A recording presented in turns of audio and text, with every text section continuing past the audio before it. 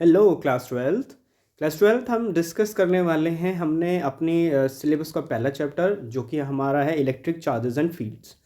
अब क्योंकि ये जो चैप्टर है ये इलेक्ट्रोस्टैटिक यूनिट्स के अंदर आता है। इलेक्ट्रोस्टैटिक्स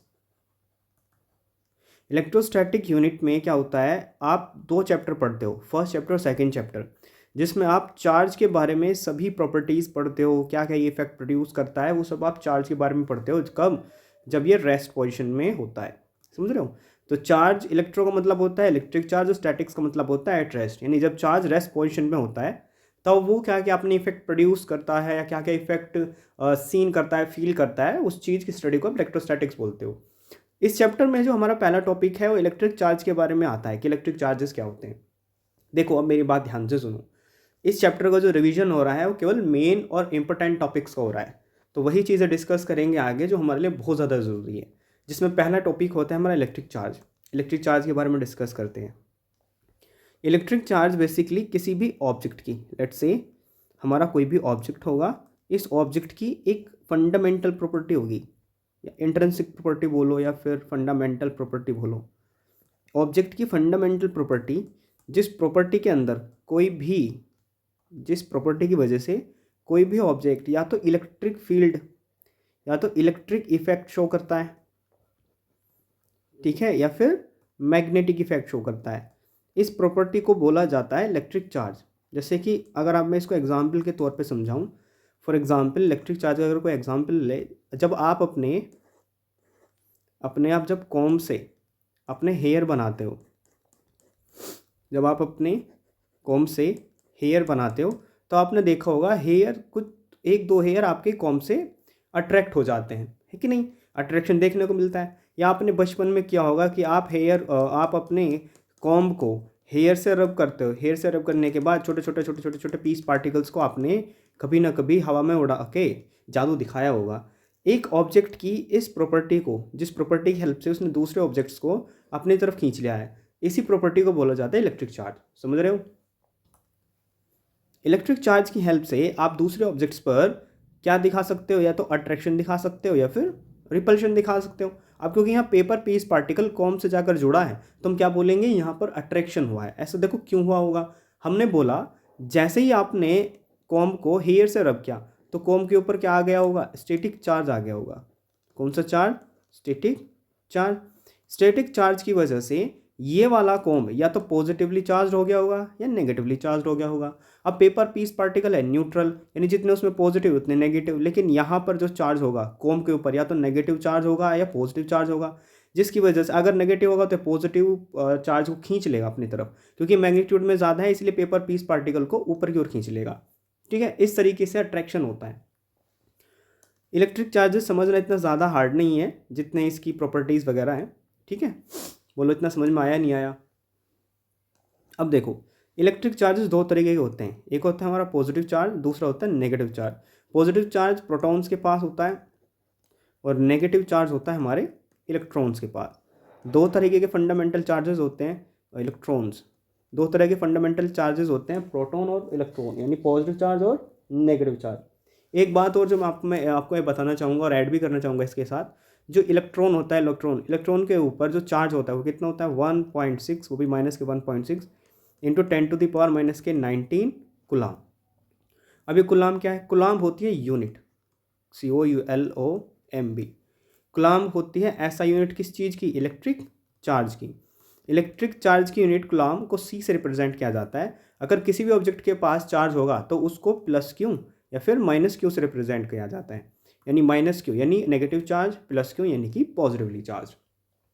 इसकी कुछ प्रॉपर्टीज़ होती हैं चार्जेस की, जैसे कि चार्ज की दो प्रॉपर्टीज़, जैसे कि लाइक चार्जेस। अब लाइक चार्जेस का क्या मतलब होता है, अगर दो पॉजिटिव चार्ज आपस में आसपास रखे होंगे, यानी बहुत पास पास रखे होंगे, तो इनमें जो आपको देखने को मिलेगा रिपल्शन देखने को मिलेगा कि दोनों चार्ज एक दूसरे से दूर भाग जाएंगे। जैसे कि अगर लेट से पॉजिटिव चार्ज यहाँ पर रखा है, दूसरा पॉजिटिव चार्ज यहाँ पर रखा है, तो इनके ऊपर जो फोर्स लगेगी वो अलोंग द डायरेक्शन बाहर की ओर लगेगी, क्योंकि लाइक चार्ज रिपेल करते हैं। अगर आपके पास एक पॉजिटिव चार्ज और एक नेगेटिव चार्ज आ जाए, इनको बोला जाता है अनलाइक चार्जेस। अब यहाँ पर होता है अट्रैक्शन। जैसे ही आपने दो अपोजिट चार्जेस रखे, यहाँ पर अट्रैक्शन होगा। लेट्स से एक है हमारा पॉजिटिव चार्ज, दूसरा है नेगेटिव चार्ज। अब इनके ऊपर जो अट्रैक्शन फोर्स लगेगी वो टुवर्ड्स द सेंटर लगेगी, आप ऐसे बोल सकते हो, इनवर्ड लगेगी, आप ऐसे भी बोल सकते हो। ये जिस फोर्स से ये दोनों चार्जेस एक दूसरे की तरफ अट्रैक्ट हो रहे हैं या फिर रिपेल हो रहे हैं, इस फोर्स को बोला जाता है इलेक्ट्रोस्टैटिक फोर्स। क्या बोला जाता है? Electrostatic force. इलेक्ट्रोस्टैटिक फोर्स को समझने से पहले आपको एक टॉपिक पढ़ना पड़ेगा जिसको बोलते हैं हम इलेक्ट्रिक फील्ड। इलेक्ट्रिक फील्ड, समझे हो आप? इतना टॉपिक इजी सा टॉपिक था, इसमें ज़्यादा कुछ बड़ी बात नहीं थी। हमने इलेक्ट्रिक चार्ज का बेसिक डेफिनेशन लिया है और जो भी हमारा बेसिक्स है इस चैप्टर का वो थोड़ा सा क्लियर किया है कि like charge like charges repel होते हैं और अनलाइक चार्ज अट्रैक्ट होते हैं। तो ये इस चैप्टर का थोड़ा सा फंडा है, जैसे कि इलेक्ट्रॉन के ऊपर जो चार्ज होता है वो माइनस के 1.6 इंटू 10⁻⁹ कूलम होता है। अगर आप एक प्रोटॉन की बात करोगे, प्रोटॉन के ऊपर जो चार्ज होता है पॉजिटिव के 1.6 इंटू 10⁻⁻⁹ कूलम। चलिए अब बात करते हैं अपने नए टॉपिक इलेक्ट्रिक फील्ड के बारे में। इलेक्ट्रिक फील्ड, इलेक्ट्रिक फील्ड को समझने से पहले आप वही फंडा समझो। देखो मैंने अभी भी बोला था, अगर आप अपने कॉम्ब से अपने हेयर बनाते हो तो इस कॉम्ब के ऊपर क्या आ जाता है? एक स्टैटिक चार्ज आ जाता है, स्टैटिक चार्ज। अब इस स्टैटिक चार्ज की वजह से जो न्यूट्रल छोटे छोटे जो बहुत ही कम मास वाले पार्टिकल्स होते हैं, ये मास वाले पार्टिकल्स इस कॉम्ब के साथ अट्रैक्ट हो जाते हैं। देखो ऐसा क्यों हुआ होगा? क्योंकि इसके लेट अज्यूम इस प्लास्टिक बॉडी के ऊपर पॉजिटिव चार्ज आ गया होगा। तो अब जो न्यूट्रल पार्टिकल्स हैं छोटे छोटे, इनके पास पॉजिटिव पार्टिकल जितने हैं उतने ही नेगेटिव चार्ज पार्टिकल्स हैं। अब होगा क्या? ये पॉजिटिव वाला इलेक्ट्रॉन्स को अट्रैक्ट कर लेगा, क्योंकि यहाँ लेट से इसके ऊपर जो पॉजिटिवली चार्ज आया है वो 60 आया है, 60 कूलम। लेकिन ये काफ़ी ज़्यादा होता है, ध्यान रखना 60 कूलम बहुत ही ज़्यादा होता है। यहाँ पर जो चार्ज है लेट से वो +2 माइक्रो कूलम का है, +2 नहीं न्यूट्रल, कि जितने इसके पास नेगेटिव चार्ज उतना ही पॉजिटिव चार्ज है। तो अब क्या होगा, ये इतना छोटा है कि ये नेगेटिव चार्ज पार्टिकल को अट्रैक्ट कर लेगा कॉम्ब, और ये पेपर पीस पार्टिकल जो भी हैं ये जाकर इससे चिपक जाते हैं। लेकिन ये हुआ कैसे होगा? अगर मैं यही पेपर पीस पार्टिकल्स जो अब इससे अट्रैक्ट हो रहे हैं यहाँ पर रख दूँ तो आप देखोगे तो ये पेपर पीस पार्टिकल्स इस कॉम्ब से जाकर अट्रैक्ट नहीं होंगे। तो एक ऐसा भी रीज़न होता है जिस रीज़न की वजह से, एक ऐसा रीज़न किसी भी चार्ज बॉडी के ऊपर होता है जिस रीजन के अंदर ही ये दूसरे पार्टिकल्स के ऊपर या तो अट्रैक्शन दिखा पाता है या रिपल्शन दिखा पाता है। जैसे मैं आपको समझाने की कोशिश करूं, अगर लेट अज्यूम हमारे पास एक पॉजिटिव चार्ज है, ये रहा पॉजिटिव चार्ज, और ये इस पॉजिटिव चार्ज है। अब पॉजिटिव चार्ज का एक मैक्सिमम एरिया होता है, मैं देखो अब अभी बताता हूँ आपको। किसी भी चार्ज का वो मैक्सिमम एरिया जिस एरिया के अंडर वो किसी दूसरे चार्ज पार्टिकल के ऊपर या तो अट्रैक्शन दिखा दे या रिपल्शन दिखा दे, उस एरिया को बोला जाता है इलेक्ट्रिक फील्ड। इलेक्ट्रिक फील्ड, जैसे मैं बताऊं कि जैसे मैं अगर आपको बहुत इजी वे में समझाऊं कि अगर आप एक मैग्नेट लें, मैग्नेट का एक नॉर्थ पोल होता है, एक साउथ पोल होता है, ठीक है, ये मैग्नेट होगी हमारी कोई। तो ये मैग्नेट आपने देखा होगा कि एक स्पेसिफिक एरिया के लिए ही दूसरी मैग्नेट के ऊपर या तो अट्रैक्शन दिखा पाती है, रिपल्शन दिखाती है। यानी वो मैक्सिमम एरिया इस मैग्नेट का क्या होता है? मैग्नेटिक फील्ड होता है, जिसके अंदर वो किसी दूसरे मैग्नेटिक ऑब्जेक्ट के ऊपर या तो अट्रैक्शन लगा पाता है या फिर रिपल्शन लगा पाता है। ठीक उसी तरीके से इन चार्जेस के ऊपर भी एक इमेजिनरी फील्ड होता है, एक चार्ज के ओर एक इमेजिनरी फील्ड, ठीक है, जिसको हम इलेक्ट्रिक फील्ड बोलते हैं, जिसके इन्फ्लुएंस के अंदर वो किसी दूसरे अनचार्ज पार्टिकल पे, कोई न्यूट्रल रखा होगा यहाँ, अनचार्ज पार्टिकल पर ये अट्रैक्शन लगा पाता है या रिपल्शन लगा पाता है। अब क्योंकि ये वाला चार्ज पार्टिकल इस इलेक्ट्रिक फील्ड से बाहर रखा है तो इसके ऊपर कोई भी फोर्स ऑफ अट्रैक्शन या फोर्स ऑफ रिपल्शन देखने को नहीं मिलेगी। लेकिन अगर कोई चार्ज पार्टिकल यहाँ पर रखा हो और हमने एक चार्ज पार्टिकल इसके पास रख दिया हो तो ये तुरंत इससे अट्रैक्ट हो जाएगा। जैसे मैं आपको समझाने की कोशिश करता हूँ, जैसे आपने लिया एक प्लास्टिक का कोम्ब, ये रहा वो प्लास्टिक का कोम्ब जिसकी हम बात कर रहे हैं। अरे थोड़ा छोटा सा लेते हैं यार। एक प्लास्टिक का कोम्ब लिया है आपने, ये रहा वो प्लास्टिक का कोम्ब जिसकी हम बात कर रहे हैं, ठीक है। अब आपने इसको वुलन क्लॉथ से रब करके इसके ऊपर पॉजिटिव चार्ज ला दिया है। जब आपने इसके ऊपर इसको रब नहीं किया था किसी वुलन क्लॉथ से या हेयर्स से, तो इसके पास कोई इलेक्ट्रिक फील्ड नहीं थी। जैसे ही आपने इसको रब किया किसी भी वुलन क्लॉथ से या हेयर से रब किया, इसके ऊपर स्टैटिक चार्ज आ गया होगा, तो यानी अब इसकी एक इलेक्ट्रिक फील्ड बन गई होगी। तो अब क्या होगा, अगर इसके पास पॉजिटिव चार्ज आ गया है तो ये अपना एक इमेजनरी एरिया या स्फेयर क्रिएट कर लेगा कि अगर इस स्फेयर के अंदर, इस रीजन के अंदर, अगर इस रीजन के अंदर इसको कोई अनचार्ज बॉडी या कोई न्यूट्रल बॉडी मिल गई या कोई दूसरा अपोजिट चार्ज पार्टिकल मिल गया, लेट्स से यहाँ पर कोई माइनस क्यू चार्ज रखा था, अब ये वाला पॉजिटिव चार्ज इस माइनस क्यू चार्ज के ऊपर कोई भी अट्रैक्शन नहीं दिखाने का। लेकिन अगर पहले से कोई चार्ज यहाँ पर रखा था माइनस क्यू और आपने इसको स्टैटिक चार्ज देते ही ये इलेक्ट्रिक फील्ड के अंदर आ गया, तो तुरंत ये माइनस क्यू चार्ज जाकर किससे जुड़ जाएगा, हमारे कॉम से जुड़ जाएगा। तो ये होती है इमेजनरी फील्ड, जिसको आप इलेक्ट्रिक फील्ड बोलते हो। ये दिखाई नहीं देती लेकिन प्रेजेंट होती है। इस इलेक्ट्रिक फील्ड के अंदर आप फोर्स ऑफ अट्रैक्शन फील कर पाते हो या force of repulsion force feel कर पाते हो। लेट्स से अगर यहाँ पॉजिटिव चार्ज रखा होगा तो ये भी पॉजिटिवली चार्ज, ये भी पॉजिटिव का क्यों चार्ज, तो इसमें हो जाएगा रिपल्शन। ऐसे काम करती है हमारी इलेक्ट्रिक फील्ड। आई होप कि आपको इलेक्ट्रिक फील्ड समझ आई होगी। चलते हैं नेक्स्ट टॉपिक पर अपने। धीरे धीरे इस चैप्टर को हम अपने मेन पॉइंट्स पर आ जाते हैं। ये तो बहुत छोटी सी चीज़ें, आप इनको बुक से भी पढ़ सकते हो, समझ रहे हो। तो डिस्कस करते हैं नया टॉपिक। आपको एक इम्पोर्टेंट नोट बताता हूँ, एक थोड़ा ध्यान दीजिएगा, ये बड़ा ही इम्पोर्टेंट है, इसलिए इम्पोर्टेंट की बात कर रहा हूँ मैं। एक इम्पोर्टेंट थ्योरी बताता हूँ। लेट अज्यूम कि आपके पास एक प्लस क्यू चार्ज था जिसकी एक इलेक्ट्रिक फील्ड भी थी। लेट से ये है इस प्लस क्यू चार्ज की इलेक्ट्रिक फील्ड, समझ रहे हो। अब इस इलेक्ट्रिक फील्ड के अंदर, लेट से ये इलेक्ट्रिक फील्ड यहीं ख़त्म नहीं होती है, अभी आगे की ओर चल रही है। अगर इस इलेक्ट्रिक फील्ड के अंदर कोई इसको पॉजिटिव चार्ज मिल गया, दूसरा पॉजिटिव टेस्ट चार्ज मिल गया, तो इस इलेक्ट्रिक फील्ड के अंदर इस वाले क्यू नोड पर हो जाएगा रिपल्शन।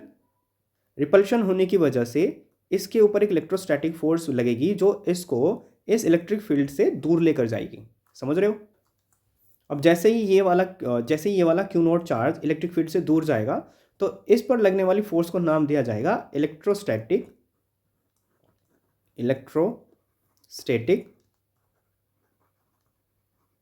Repulsive force.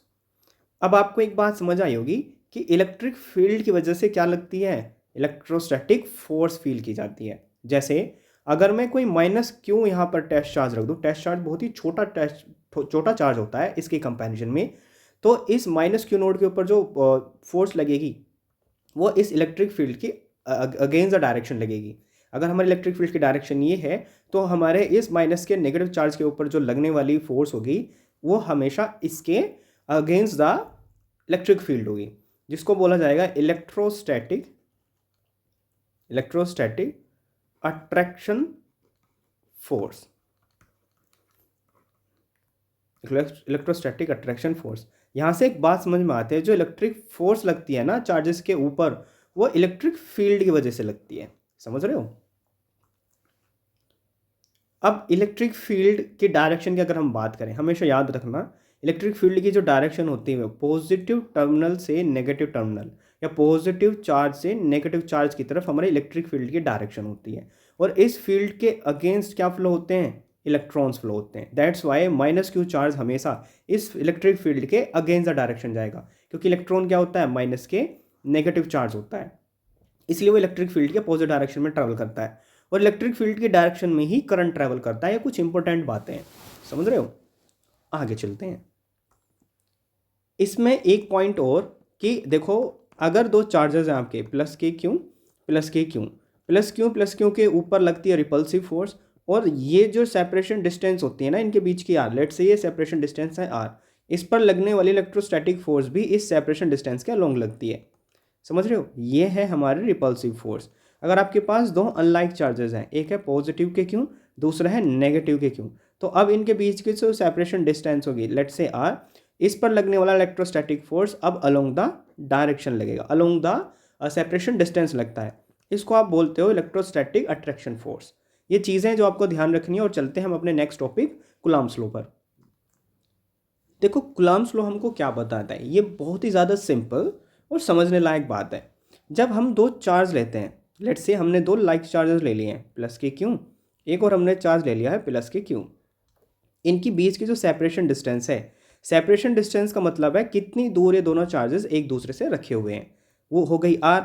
अब क्योंकि ये लाइक चार्जेस हैं तो लाइक चार्जेस में जो इलेक्ट्रोस्टैटिक फोर्स लगती है वो लगती है रिपल्सिव फोर्स, वो हमेशा इस सेपरेशन डिस्टेंस के अलोंग द लगेगी।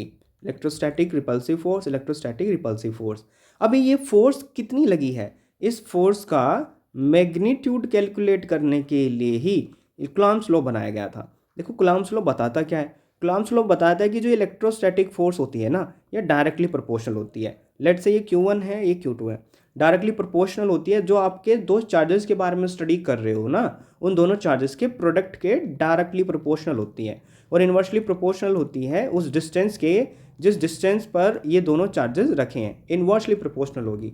जब आप इन दोनों फॉर्मूलेस को कंबाइन करते हो, इन दोनों को जो कंबाइन करके हमको मिलता है वो होता है force directly proportional to Q1 Q2 upon R square. जैसे ही प्रोपोर्शनलिटी का साइन हटता है, इसकी जगह एक कांस्टेंट आता है, उस कांस्टेंट को बोला जाता है K, या फिर electrostatic constant, electrostatic proportionality constant बोलते हैं इसको, K Q1 Q2 upon R square. अब ये जो प्रोपोर्शनलिटी कांस्टेंट होता है ना K, इसकी कुछ वैल्यूज़ भी होती हैं। लेट्स से 1/4πε0, ये तो आपको पता भी होगी। और इसकी जो मैथमेटिकल वैल्यू होती है 1/4πε0 की, वो होती है 9 × 10⁹ न्यूटन मीटर स्क्वायर कूलॉम की पावर -2 मल्टीप्लाई में, ठीक। और ये हमारी एप्सिलॉन नोड होती है, एप्सिलॉन नोड होती है electrical permittivity, electrical permittivity of free space, अब electrical permittivity of free space का ये मतलब है कि हमारे फ्री स्पेस में, या तो आप वैक्यूम बोलो कि वैक्यूम के अंदर, देखो वैक्यूम एक मीडियम है, अब वैक्यूम के अंदर कितने अच्छी तरीके से इलेक्ट्रिक फील्ड लाइंस पास हो रही है, इसको बोला जाता है वैक्यूम की इलेक्ट्रिकल परमिटिविटी, कि कितनी आसानी से इलेक्ट्रिक फील्ड पास हो रही है, मतलब निकल रही है, वहाँ से गुजर रही है, उसको इलेक्ट्रिकल परमिटिविटी बोला जाता है। वैक्यूम के लिए इलेक्ट्रिकल परमिटिविटी का ऐसा आप समझो कि कितनी अच्छी तरीके से इलेक्ट्रिक फील्ड लाइंस पास हो रही हैं। अगर आप कोई मीडियम रख दोगे, मीडियम जैसे कि ग्लास, प्लास्टिक, वुड या फिर पेपर, इसकी वजह से इलेक्ट्रिक फील्ड लाइंस अच्छे से पास नहीं हो पाती। तो हमारे ये जो मीडियम होता है, इसकी इलेक्ट्रिकल परमिटिविटी स्लाइटली हाई होती है वैक्यूम के कंपैरिजन में, इसलिए इलेक्ट्रिकल परमिटिविटी जो वैक्यूम की होती है उसको ई नोड से रिप्रेजेंट किया जाता है, और मीडियम के अंदर पास होने वाली इलेक्ट्रिक फील्ड कितने अच्छे तरीके से पास हो रही हैं या नहीं, उसको हम इलेक्ट्रिकल परमिटिविटी EM से रिप्रेजेंट करते हैं, समझ रहे हो, एप्सिलॉन M से रिप्रेजेंट करते हैं। ये होता है हमारा कूलॉम्स लॉ, जो दो चार्जेस के बीच में लगने वाले इलेक्ट्रोस्टैटिक फोर्स की इन्फॉर्मेशन देता है। जल्दी बताओ एक बात और, जो हमारा एप्सिलॉन नोड होता है, जिसको आप परमिटिविटी ऑफ फ्री स्पेस बोलते हो, इसकी कुछ वैल्यूज़ होती हैं। 8.85 multiply by 10⁻⁻12 Coulomb square Newton की पावर -1 और मीटर की पावर -2। ये दोनों वैल्यूज़ याद करने लायक हैं और ये याद करनी पड़ेंगी, समझ रहे हो। जल्दी बताओ। अभी हम बात करते हैं डाइलेक्ट्रिक कांस्टेंट के बारे में, नेक्स्ट पेज पर चलते हैं। नेक्स्ट टॉपिक है डाइलेक्ट्रिक कांस्टेंट या फिर रिलेटिव परमिटिविटी। इसको क्या बोलते हैं, देखो रिलेटिव परमिटिविटी एक रिलेशन होता है, एक रेशियो होता है, किस किस का, डाइलेक्ट्रिक, माफ़ कीजिएगा, electric permittivity of medium to the ratio of electric permittivity of the free space, इसको बोला जाता है डाइलेक्ट्रिक कांस्टेंट या फिर इलेक्ट्रिक रिलेटिव परमिटिविटी। समझ रहे हो। देखो ये आता कैसा है, आपको पता है कि जो फोर्स लगती है, लेट से आपने दो चार्जेस कंसिडर किए हैं, +Q और -Q। अब इन पे लगने वाली फोर्स होगी इलेक्ट्रोस्टैटिक अट्रैक्टिव फोर्स, है कि नहीं, और अलोंग द सेंटर लगेगी ये। लेट से इनके बीच की सेपरेशन डिस्टेंस R है, और ये Q1 और ये Q2 दो चार्जेस हैं, और ये कहाँ पर रखे हुए हैं, वैक्यूम में रखे हुए हैं।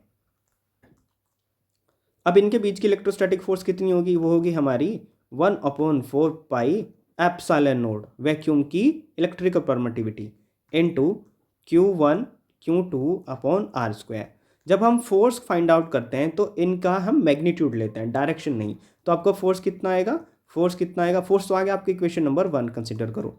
अब लेट से आपके जो दो चार्जेस हैं +Q और -Q2, या आपने इनके बीच की सेपरेशन डिस्टेंस अगर R है, अब आपने इसे किसी मीडियम के अंदर रख दिया है, तो अब इसके ऊपर लगने वाली इलेक्ट्रोस्टैटिक फोर्स इनवर्ड डायरेक्शन में होगी, ये रही इलेक्ट्रोस्टैटिक फोर्स।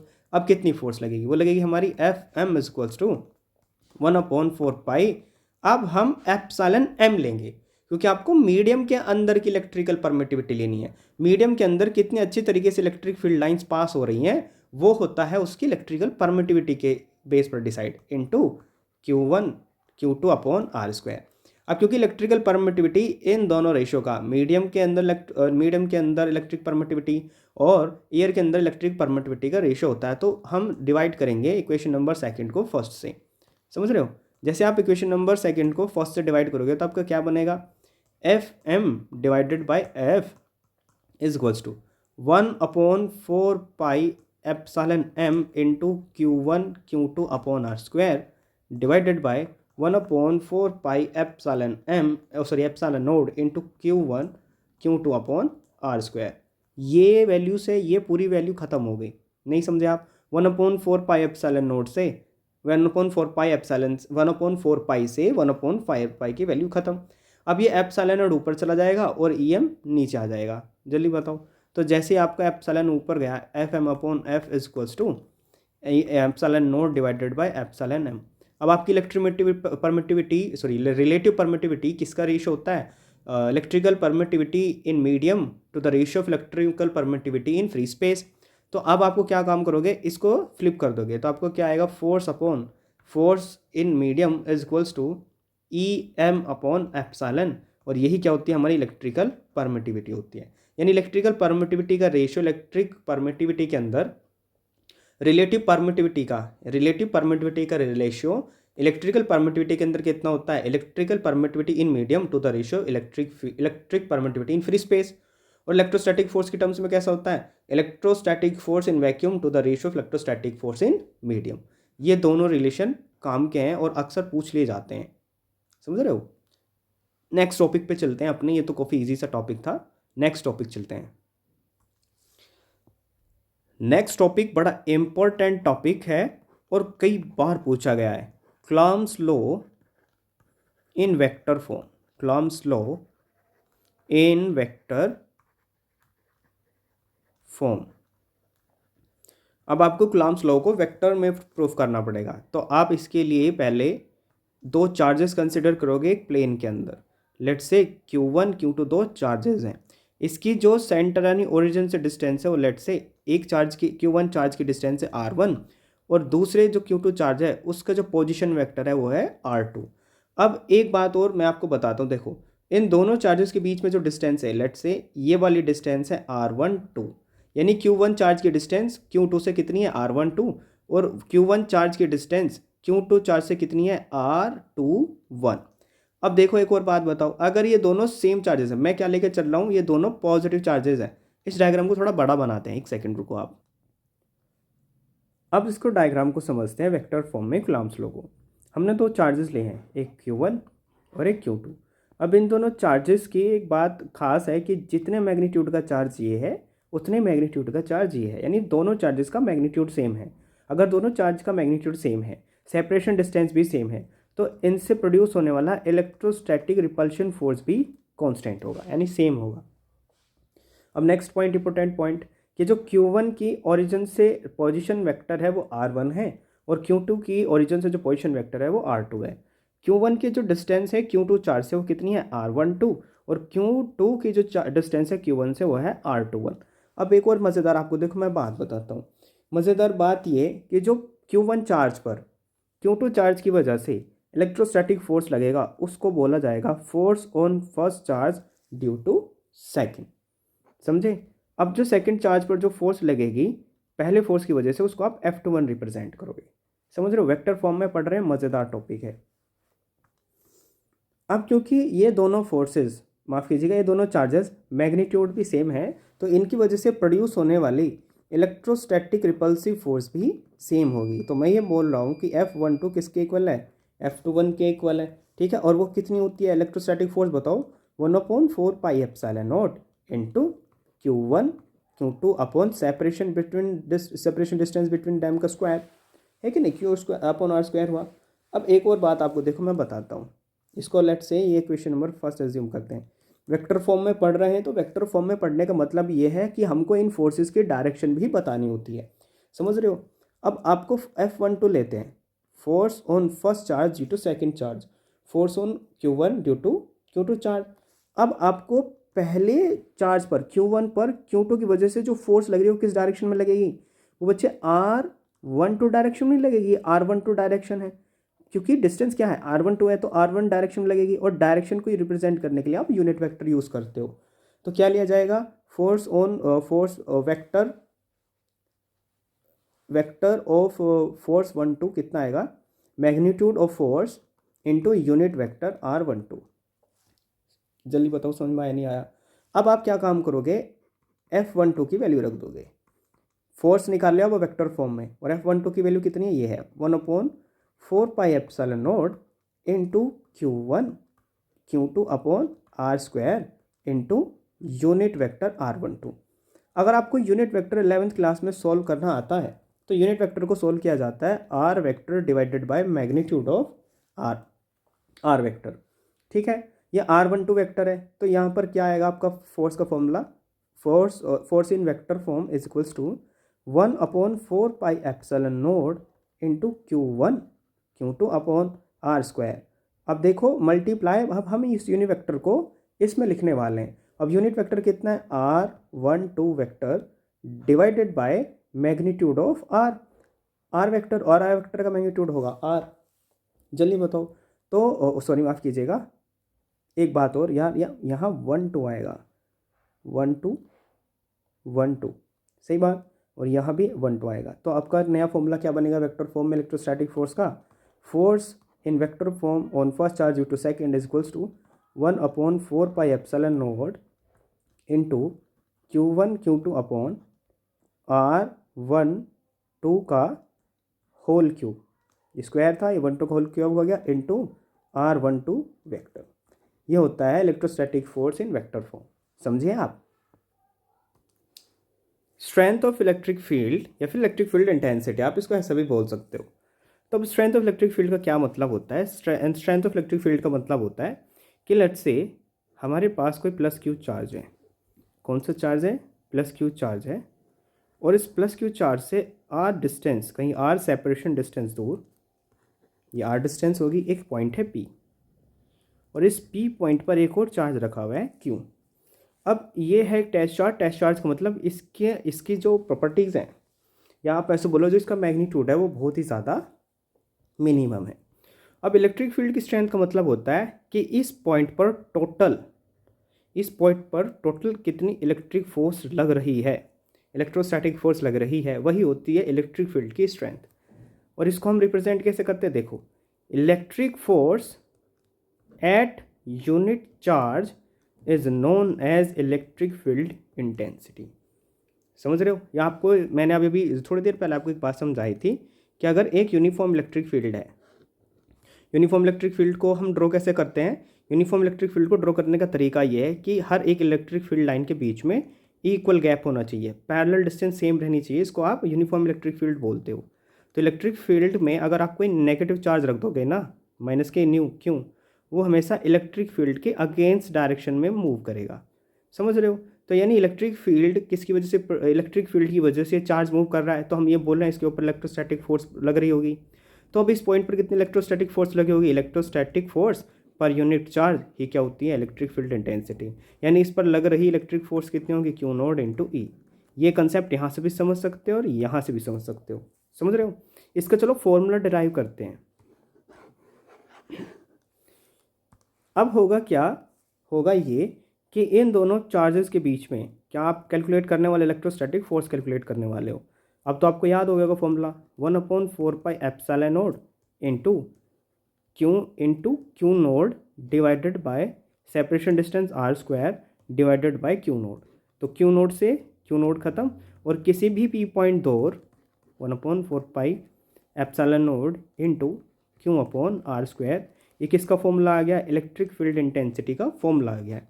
किसी भी R डिस्टेंस दूर किसी भी पॉइंट पर इलेक्ट्रिक फील्ड इंटेंसिटी कैसे कैलकुलेट कर सकते हो, 1/4πε0 इंटू Q1/R²। ऐसे आप इलेक्ट्रिक फील्ड की स्ट्रेंथ कैलकुलेट कर सकते हो, समझ रहे हो। था ईजी, ये तो कुछ भी नहीं था, बहुत ज़्यादा ईजी था। अब बुक की लैंग्वेज से आप इसकी लैंग्वेज समझ सकते हो कि electric let's we have a charge plus Q charge is separated by a small R distance to the Q naught charge and the electric field will be given as the force on a unit charge. Force on per unit charge is known as electric field. Did you got that? चलते हैं आगे, चलते हैं अपने धीरे धीरे chapter में आगे चलते हैं, काम की बातें समझेंगे बस।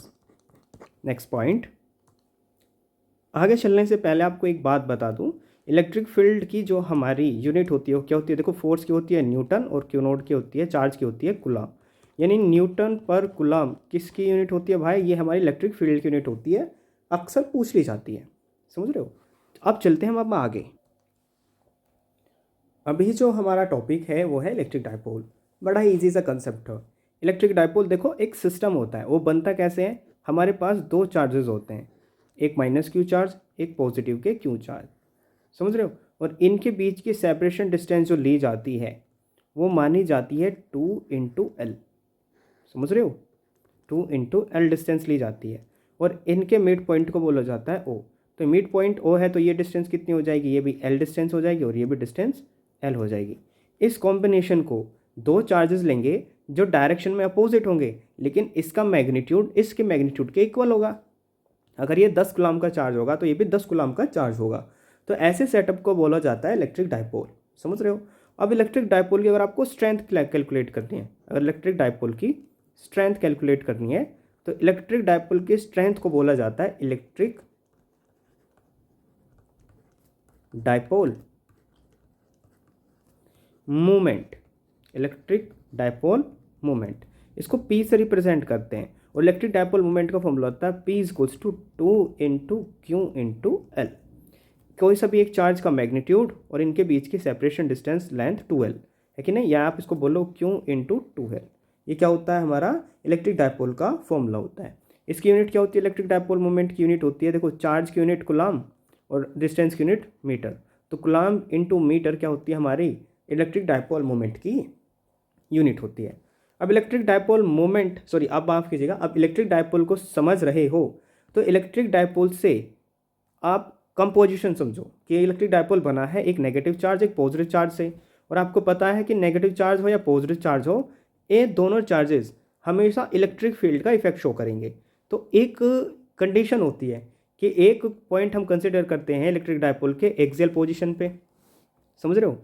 एक्सियल पोजीशन होता है कि ये जो अलोंग द एक्सिस है, यानी जिस सेपरेशन डिस्टेंस के अलोंग आप कोई P पॉइंट मानते हो, उस P पॉइंट पर आपको इलेक्ट्रिक फील्ड कैलकुलेट करनी होती है। और इलेक्ट्रिक फील्ड भी कैसे कैलकुलेट करनी पड़ेगी? नेट इलेक्ट्रिक फील्ड, क्योंकि पॉजिटिव क्यों भी इलेक्ट्रिक फील्ड लगाएगा और माइनस क्यों चार्ज भी इलेक्ट्रिक फील्ड लगाएगा। दूसरा होता है इक्वेटोरियल पोजीशन, कि पॉइंट को ठीक इस मिड पॉइंट के ऊपर रख देंगे या कंसिडर करेंगे, इस P पॉइंट पर इलेक्ट्रिक फील्ड कितनी होगी, टोटल इलेक्ट्रिक फील्ड कितनी होगी, वो हम बात करते हैं। तो इसको पढ़ते हैं हम एप्लीकेशन ऑफ इलेक्ट्रिक डाइपोल के अंदर। Application of electric dipole. अब इलेक्ट्रिक डाइपोल की जो पहली एप्लीकेशन है वो है electric field due to dipole on axial point. क्या है? Electric field axial position. चलो एक सिस्टम बनाते हैं, देखो माइनस क्यू चार्ज और प्लस के क्यू चार्ज, मैग्नीट्यूड में सेम, डायरेक्शन में डिफरेंट। तो ये क्या बन जाएगा भाई? ये बन जाएगा हमारा इलेक्ट्रिक डाइपोल। और इलेक्ट्रिक डाइपोल के बीच की सेपरेशन डिस्टेंस कितनी होती है? ये होती है हमारी 2 ऑफ लेंथ या 2L। ये जो छोटी सी डिस्टेंस होगी मिड पॉइंट से माइनस क्यू चार्ज की, इसको हम L बोलेंगे और इस डिस्टेंस को भी L बोला जाता है।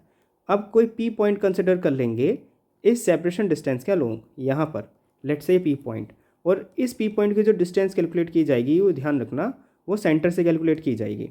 और सेंटर से कितनी डिस्टेंस है इसकी? लेट्स से इसकी डिस्टेंस है R, समझ रहे हो? तो ये डिस्टेंस कितनी होगी पॉजिटिव चार्ज से नेगेटिव चार्ज के बीच में? जल्दी बताओ।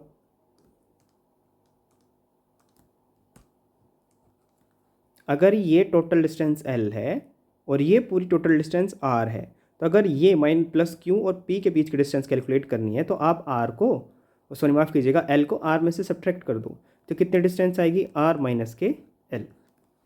ठीक बात, चलते हैं आगे, इसको डिस्कस करते हैं। आपको P पॉइंट पर नेट इलेक्ट्रिक फील्ड कैलकुलेट करनी है। देखो अब करते हैं P पॉइंट पर नेट इलेक्ट्रिक फील्ड। अब आपको एक चीज़ बताता हूँ, एक है हमारा पॉजिटिव के क्यू चार्ज यहाँ पर, एक है माइनस के क्यू चार्ज। जो पॉजिटिव क्यू चार्ज की इलेक्ट्रिक फील्ड निकलती है ना, वो बच्चे वो इनवर्ड से आउटवर्ड निकलती हैं या फिर सेंटर से आउटवर्ड की ओर, और जो माइनस क्यू चार्ज की इलेक्ट्रिक फील्ड्स होती हैं वो आउटवर्ड से इनवर्ड की ओर चलती हैं। ठीक बात। तो अगर यहाँ पर माइनस क्यू चार्ज की वजह से जो पी पॉइंट पर इलेक्ट्रिक फील्ड लगेगी वो माइनस क्यू चार्ज के तरफ लगेगी, जल्दी बताओ, ये अलोंग द लाइन लगेगी और माइनस क्यू चार्ज की तरफ लगेगी। तो लेट्स से यह है electric field due to minus के क्यू चार्ज, और जो प्लस क्यू चार्ज की वजह से इस पी पॉइंट पर इलेक्ट्रिक फील्ड लगेगी वो आउटवर्ड डायरेक्शन में लगेगी। लेट्स से ये हमारी electric field due to positive के क्यू चार्ज। ठीक बात। अब दोनों फील्ड्स एक दूसरे के अपोजिट डायरेक्शन में हैं, तो इनका ई नेट कैसे लोगे आप? हायर वाली इलेक्ट्रिक फील्ड में से आप लोअर वाली इलेक्ट्रिक फील्ड माइनस कर दोगे। अब पता कैसे करें कि इनमें से कौन सी हायर है कौन सी? देखो मैंने बोलता है कि पॉजिटिव क्यू चार्ज वाली इलेक्ट्रिक फील्ड यहाँ पर हाई होगी। क्यों? क्योंकि इसकी सेपरेशन डिस्टेंस इसके कंपैरिजन में माइनस क्यू चार्ज के कंपैरिजन में कम है, तो इस पी पॉइंट पर जो इलेक्ट्रिक फील्ड ज़्यादा देखने को मिलेगी वो प्लस क्यू चार्ज की वजह से देखने को मिलेगी। यानी यहाँ पर इफेक्ट किसका हाई होगा? प्लस क्यू चार्ज की वजह से बनने वाली इलेक्ट्रिक फील्ड का होगा। अगर माइनस क्यू चार्ज होता है तो यहाँ पर इलेक्ट्रिक फील्ड का जो मैग्नीट्यूड हाई होता है वो नेगेटिव चार्ज की वजह से होता है। समझ रहे हो? आपको चाहिए ई नेट। ई नेट क्या करना पड़ेगा आपको? ई प्लस के क्यू में से इलेक्ट्रिक फील्ड ऑफ माइनस के क्यू चार्ज माइनस करनी पड़ेगी। समझ रहे हो? तो अब आप इलेक्ट्रिक फील्ड कैलकुलेट कर लेते हैं ना प्लस क्यू चार्ज की वजह से। अब electric field plus Q charge की वजह से कैलकुलेट करो। इलेक्ट्रिक फील्ड का फॉर्मूला क्या होता है? जल्दी बताओ। इलेक्ट्रिक फील्ड का फॉर्मूला होता है ई नेट इज इक्वल्स टू, या इलेक्ट्रिक फील्ड का फॉर्मूला यहाँ लिखते हैं। चलो, इलेक्ट्रिक फील्ड का फॉर्मूला होता है K Q upon R square. आप तो समझे ही नहीं। प्लस क्यू चार्ज की वजह से सेपरेशन डिस्टेंस कितनी? आर माइनस एल, और चार्ज कितना है? K Q upon R minus के एल का होल स्क्वायर, माइनस के क्यू आर प्लस एल का whole square. Minus Q charge की वजह से बनने वाली इलेक्ट्रिक फील्ड कितनी होगी? आर, सॉरी ये लेंथ एल है और ये टोटल लेंथ आर है, तो माइनस क्यू की वजह से पी पर टोटल कितनी डिस्टेंस होगी? R plus L. और according to the electric field formula हमको इस डिस्टेंस का स्क्वायर करना होता है। तो टोटल डिस्टेंस कितनी हुई? एल प्लस आर, तो आर प्लस एल का होल स्क्वायर। अब एक काम करोगे आप, अब के क्यू कॉमन ले लोगे। आपने जैसे ही के क्यू कॉमन लिया, अंदर क्या बचेगा आपका? आर माइनस एल का होल स्क्वायर। एक सेकेंड रुकिएगा ज़रा। आप के क्यू कॉमन लिया और अंदर बचेगा आपका 1 आर माइनस एल का होल स्क्वायर प्लस, माफ़ कीजिएगा फिर से, प्लस नहीं माइनस आएगा बबुआ, माइनस के 1 आर प्लस एल का होल स्क्वायर। ठीक बात। अब हम लेंगे इसका एलसीएम। एलसीएम ले लें। एलसीएम लेते हैं K Q R minus L का whole square into R plus L का होल स्क्वायर। यहाँ कितना आ जाएगा? आर प्लस एल का होल स्क्वायर माइनस के आर माइनस एल का होल स्क्वायर। ये तो आप समझते होंगे। अब देखो, अगर अब देखो एक चीज़ होती है, अगर ए माइनस बी का होल स्क्वायर इंटू ए प्लस बी का होल स्क्वायर है तो इसका एक फॉर्मूला होता है ए स्क्वायर माइनस बी स्क्वायर का होल स्क्वायर। ठीक है, इसका एक फॉर्मूला होता है, इसका फॉर्मूला। और ये जो आप ऊपर टर्म्स देख रहे हो, आर प्लस एल का होल स्क्वायर करो तो आर स्क्वायर प्लस के एल स्क्वायर माइनस के 2RL। आप आर प्लस एल का होल स्क्वायर कर रहे थे ना, तो यहाँ प्लस आएगा। अब आर माइनस एल का होल स्क्वायर करोगे तो आर स्क्वायर प्लस के एल स्क्वायर माइनस के 2LR। अब क्योंकि बाहर माइनस भी है तो माइनस बाहर आ जाएगा, तो क्या बनेगी वैल्यू? आर स्क्वायर माइनस के एल स्क्वायर प्लस के 2LR। अगर ये दोनों देखो, अब ये दोनों क्या है? ये दोनों बिल्कुल पास पास हैं। जैसे आर में से आर कैंसिल हो जाएगा, यहाँ पर एल से एल कैंसिल हो जाएगा, 2RL में 2RL जुड़ जाएगा। तो वैल्यूज़ कितनी बनेंगी इन दोनों को सॉल्व करने के बाद? K Q upon 4RL divided by R square minus L square का होल स्क्वायर। जब इस डेरिवेशन को सॉल्व करते हो, electric dipole due to axial position and due to equatorial position, आप एक बात कंसिडर करके चलते हो कि जो आपने आर डिस्टेंस ली है वो बहुत ही ज़्यादा होती है एल से, इसलिए आप एल को क्या लेते हो? नेग्लिजिबल कंसिडर कर लेते हो। तो अब आपकी क्या वैल्यू बनेगी? फाइनल वैल्यूज़ क्या बनेगी आपकी?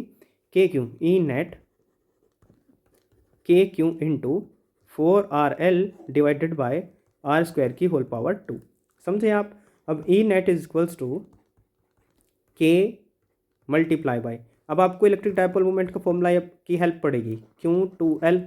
तो यहाँ पर 2 है, यहाँ पर 4 है, यहाँ पर L है, तो आप ऐसे नहीं कर सकते क्या इसको? 2 × 2 Q L × R divided by R² की होल पावर 2। चलिए बताओ, कर सकते हैं ना। तो ये तो बन जाएगा इलेक्ट्रिक डायपोल मोमेंट। तो कितना बनेगा आपका 2 kPr डिवाइडेड बाय R की पावर 4। अब तो समझे ही नहीं। चलें आगे, इसको आगे की ओर सॉल्व करते हैं। अब जैसे आप इस पोजीशन पे पहुंचते हो, इस पोजीशन पे पहुंच के आपको पता चलता है कि अब ये आपका कुछ ज़्यादा इसमें रह नहीं गया। अब जब नहीं रह जाता तो इसको कैसे सॉल्व करेंगे।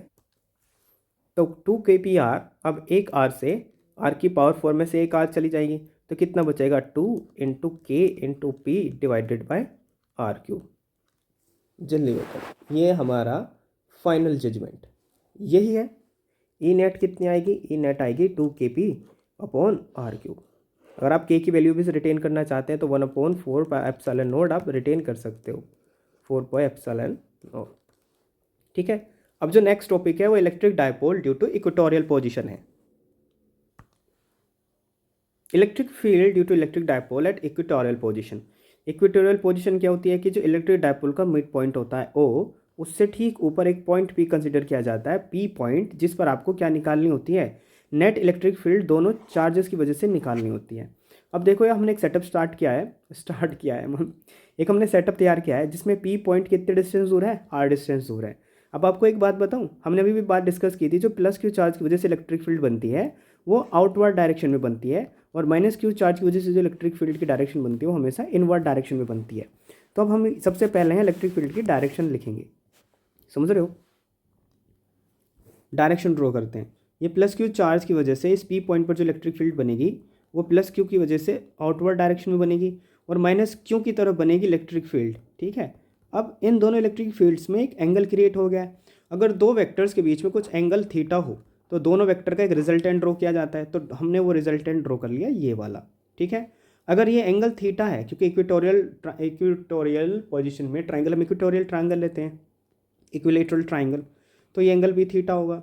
तो अब अगर ये एंगल थीटा है तो अगर हम यहाँ पर एक हॉरिजॉन्टल लाइन कंसिडर कर लें तो एंगल भी थीटा होगा और ये वाला एंगल भी थीटा होगा। अब ये वाला एंगल थीटा कैसे होगा, देखो मैं बताता हूँ। अगर ये थीटा है तो ये थीटा होगा, और ये एंगल अपोजिट एंगल्स हैं तो ये भी एंगल थीटा होगा। सही बात। आपने एक बात देखी थी कि जो अगर आप इस पॉइंट के लिए देखो, अब आप माइनस चार्ज के लिए देखो, -Q चार्ज की वजह से जो रिजल्टेंट इलेक्ट्रिक फील्ड बन रही है वो ये है, और ये कितना एंगल बना रहा है इस रिजल्टेंट के साथ, थीटा। तो ये बेस कंपोनेंट बना, और बेस कंपोनेंट के लिए लिया जाता है E cos थीटा। अब इसके लिए अगर ये एंगल थीटा है, ये वाला एंगल थीटा है, तो इसका भी बेस कंपोनेंट कितना बनेगा, E cos थीटा। सही बात। ये जो वर्टिकल कंपोनेंट है -Q चार्ज की वजह से बनने वाला, ये होगा हमारा E sin थीटा, और ये कितना होगा हमारा E sin theta, +Q charge की वजह से वर्टिकल कंपोनेंट। बस हमने ये सब चीज़ें लिख ली हैं। अब देखो क्या होता है। अगर ये डिस्टेंस R है और ये डिस्टेंस L है कि नहीं, L डिस्टेंस है, तो पाइथागोरस की थ्योरम से ये वाली ट्राइंगल की डिस्टेंस कितनी आएगी, R² + K L² का रूट, और ये कितना आएगा √R² + K L²। इतनी बातें समझ आई, बोलो हाँ या नहीं। अब यहाँ पर आप देख रहे हो इस P पॉइंट पर जो नेट इलेक्ट्रिक फील्ड बन रही है वो दोनों की वजह से सेम डायरेक्शन में बन रही है। तो यहाँ पर आप E इक्विवेलेंट, या पर आप यहाँ से बोलो आप E नेट अगर निकालोगे तो दोनों को जोड़ना पड़ेगा, तो दोनों को जोड़कर कितना आएगा 2E cos थीटा। अब P पॉइंट पर बनने वाली इलेक्ट्रिक फील्ड दोनों चार्ज की वजह से सेम होगी, क्योंकि डिस्टेंस सेम है। सर नहीं समझे आप, क्योंकि इलेक्ट्रिक डायपोल में सिर्फ डायरेक्शन डिफरेंट होती है, लेकिन मैग्नीट्यूड चार्जेस अगर सेम है तो P पॉइंट पर दोनों की वजह से बनने वाली इलेक्ट्रिक फील्ड भी सेम होगी। तो अब आप सिर्फ इलेक्ट्रिक फील्ड का फॉर्मूला रखोगे इसके अंदर, तो 2 × E, अरे माफ़ कीजिएगा, अब इलेक्ट्रिक फील्ड P पॉइंट पर किसी भी चार्ज की वजह से ड्रॉ कर लो, कितनी बनेगी 2 × KQ डिवाइडेड बाय, माफ़ कीजिएगा ये नहीं आएगा, ये आएगा आपका K × Q, एक सेकेंड रुकिएगा, KQ upon separation distance between P point and any of the charge is √R² + K L²। अब एक बात और, आप कोस थीटा की वैल्यू यहीं से लिख लो। अब कोस थीटा क्या होता है, पाकिस्तान भूखा प्यासा, हिंदुस्तान हरा भरा, ये ना। तो कोस थीटा क्या होता है इसमें, बेस अपॉन हाइपो। पाकिस्तान तो शुरू से ही भिखमंगा है, तो अब कोस थीटा को अगर लेना है तो आपको बेस लेना पड़ेगा। बेस कितना है आपका, बेस है हमारा L, नहीं समझे आप। और हाइपोटेनिस कितनी है, under root L square plus R square का, सॉरी माफ़ कीजिएगा, यहाँ पर स्क्वायर लिया जाएगा और यहाँ पर आएगा रूट एल स्क्वायर प्लस के आर स्क्वायर, या R square plus L square, कुछ भी बोल सकते हो। इसको रिजॉल्व करेंगे तो 2, अब देखो एक बहुत मज़ेदार बात बताता हूँ, ये क्यों के हो गया, यहाँ कितना बच जाएगा, 2 क्यों एल बन जाएगा, और 2 क्यों एल तो आपको पता है क्या होता है, इलेक्ट्रिक डायपोल होता है। अब एक बात बताओ, इस स्क्वायर से ये रूट खत्म, और यहाँ पर है एल स्क्वायर या L square plus R square की होल पावर हाफ। तो आपने एक बात देखी, अगर किसी एक की पावर हाफ हो और दूसरे में उसमें मल्टीप्लाई सेम की अगर मल्टीप्लाई आर की पावर 1 कर दें, आर की पावर हाफ इंटू आर की पावर 1, तो ये होता है आर की पावर हाफ प्लस के 1, तो आर की पावर 3/2 होता है। इन दोनों को मल्टीप्लाई करके आएगा R square plus L square की होल पावर 3/2। ठीक है, ये नेट आ रहा है हमारा पी पॉइंट पर।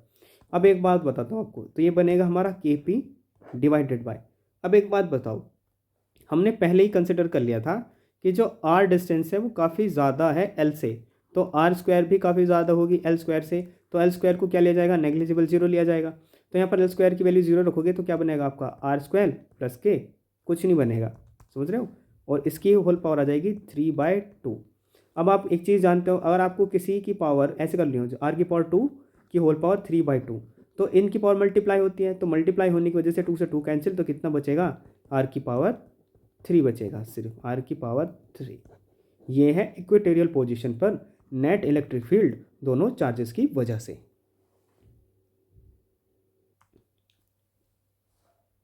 अगला कंसेप्ट है बड़ा ही प्यारा, अगला कंसेप्ट है torque on a dipole in uniform electric field, in uniform electric field. यानी अब आपको एक यूनिफॉर्म इलेक्ट्रिक फील्ड ड्रॉ करनी पड़ेगी। लेट्स से एक यूनिफॉर्म इलेक्ट्रिक फील्ड ड्रॉ करते हैं भाई, ठीक है, ये होगी हमारी यूनिफॉर्म इलेक्ट्रिक फील्ड। ठीक, सेपरेशन डिस्टेंस कांस्टेंट रखनी है।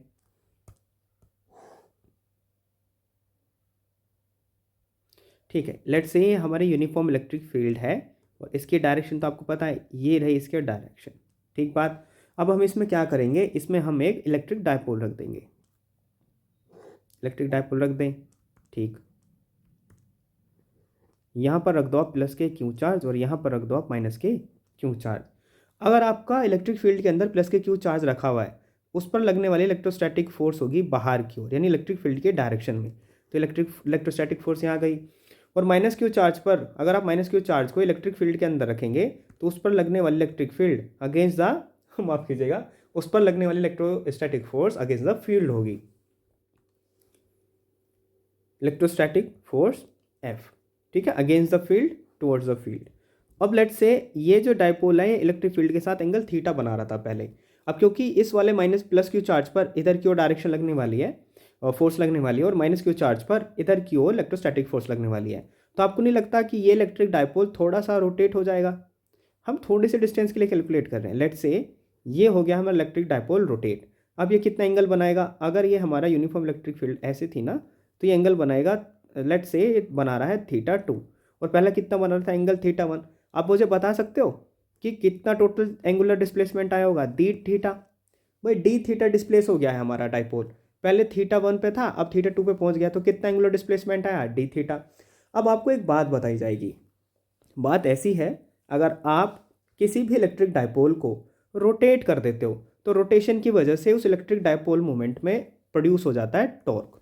ठीक है, टॉर्क तो आप जानते हो, टॉर्क क्या होता है, अगर कोई चीज़ किसी पॉइंट के एक्सिस के पॉइंट के अलोंग रोटेट करती है तो वहाँ पर एक ट्विस्टिंग कपल टॉर्क प्रोड्यूस हो जाता है, और टॉर्क का फॉर्मूला होता है फोर्स इनटू परपेंडिकुलर डिस्प्लेसमेंट, समझ रहे हो। तो यहाँ पर परपेंडिकुलर डिस्प्लेसमेंट कितना होगा, लेट्स से ये वाला परपेंडिकुलर डिस्प्लेसमेंट होगा, इस डिस्टेंस को आप एक्स कंसिडर कर रहे हो। अगर ये एंगल थीटा था, लेट्स से एंगल अगर ये थीटा था, लेट्स से ये एंगल थीटा था, तो साइन थीटा के रिलेशन से आप क्या फाइंड आउट करोगे, क्योंकि ये डिस्टेंस तो 2L इलेक्ट्रिक डायपोल की, तो साइन थीटा की हेल्प से आप क्या फाइंड करोगे कि साइन थीटा कितना आएगा, साइन थीटा आएगा x/12 और x की वैल्यू कितनी आएगी, 12 साइन थीटा आ जाएगी, और यही हमारा डिस्प्लेसमेंट हुआ है, इसका डिस्प्लेसमेंट हुआ है। ठीक है, तो टॉर्क कितना आएगा, टॉर्क है हमारा फोर्स है हमारा Q into E into 2L sine theta. 2QL क्या होता है, ये होता है हमारा इलेक्ट्रिक डायपोल मोमेंट, तो P इंटू ई साइन थीटा, ये होती है हमारी टॉर्क किसी भी इलेक्ट्रिक डायपोल के अंदर। ठीक है, जल्दी बताओ। नेक्स्ट पोर्शन चलते हैं इसका। अब क्या होता है, अगर देखो, अगर आपका कहीं भी फिजिक्स में डिस्प्लेसमेंट हुआ है, चाहे किसी भी तरीके से हुआ, चाहे वो एंगुलर डिस्प्लेसमेंट हुआ हो, चाहे वो रियल डिस्टेंस में डिस्प्लेसमेंट हुआ हो, वहाँ पर हमेशा एक वर्क डन होता है। अब आपको टॉर्क माफ़ कीजिएगा, इलेक्ट्रिक डायपोल के डिस्प्लेसमेंट की वजह से आपको टोटल वर्क डन कैलकुलेट करना पड़ेगा। चलो देखते हैं इस टॉपिक को। यूनिफॉर्म इलेक्ट्रिक फील्ड में हमने एक डायपोल रख दिया है, और लेट्स से ये हमारी एक हॉरिजॉन्टल लाइन रख लेते हैं एंगल कैलकुलेट करने के लिए, कि जो हमारा इलेक्ट्रिक डायपोल का इलेक्ट्रिक फील्ड के साथ एंगल था वो θ1 था। अब जैसे आपने इसको इलेक्ट्रिक फील्ड के अंदर रखा और इसके ऊपर लगेगी फोर्स, इलेक्ट्रोस्टैटिक फोर्स ने इस प्लस क्यू चार्ज को इधर डिस्प्लेस कर दिया होगा और माइनस क्यू चार्ज को वो इधर की ओर पुश करेगी। तो अब क्या होगा, आपका डायपोल कुछ इस तरीके से आने की कोशिश करेगा। तो लेट से ये θ1 से θ2 एंगल हो गया इलेक्ट्रिक फील्ड के साथ, तो एंगुलर डिस्प्लेसमेंट कितना होगा, लेट से d θ आया होगा। ठीक है, और वर्क डन का फॉर्मूला आपको तो पता ही है, वर्क डन का फॉर्मूला होता है फोर्स इनटू डिस्प्लेसमेंट।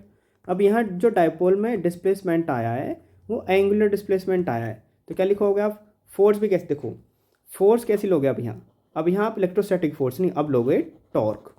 यहाँ पर टॉर्क प्रोड्यूस हो गया होगा ना, तो फोर्स या आप ऐसे बोलो टॉर्क एक तरह की फोर्स है, तो torque into angular displacement d θ, ये वर्क डन का फॉर्मूला है। ठीक बात। अब टॉर्क का फॉर्मूला है पी ई साइन थीटा, तो P E sine theta into D theta. अब θ1 से θ2 जाने में इस डायपोल को कितना वर्क डन करना पड़ा, हम वो कैलकुलेट करेंगे। तो छोटी सी अमाउंट के लिए छोटा सा वर्क डन होगा, तो कितना होगा, P E sine theta into D theta. अब आप कर दोगे दोनों साइड इंटीग्रल कैसे करोगे, देखो डी डब्ल्यू कितना वर्क डन हुआ है, जीरो से कुछ डब्ल्यू वर्क डन हुआ, is equals to integral P E तो कॉन्स्टेंट है, बाहर आएगा, sine theta into D theta, और θ1 से θ2 गई होगा हमारा डायपोल।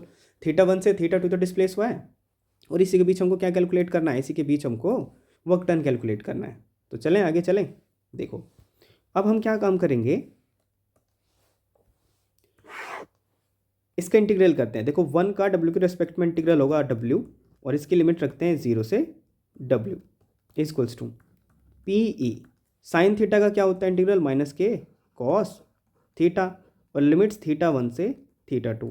अब लिमिट्स पुट करेंगे, w माइनस के 0 इक्वल्स टू पी ई तो कांस्टेंट था, ठीक है, माइनस के कॉस, एक काम करते हैं इस माइनस के साइन को ना यहाँ से हटा देते हैं और कहाँ लेकर जाते हैं, बाहर, minus K P cos θ2 minus के cos θ1, upper limit minus lower limit, ये तो आप जानते होंगे।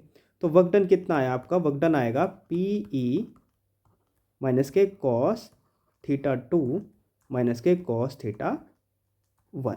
ये होता है किसी भी इलेक्ट्रिक डायपोल को यूनिफॉर्म इलेक्ट्रिक फील्ड में रोटेट करने के लिए वर्क डन का एक्सप्रेशन। समझ आया आपको? बात करते हैं आने वाले टॉपिक अपने नेक्स्ट वीडियो में।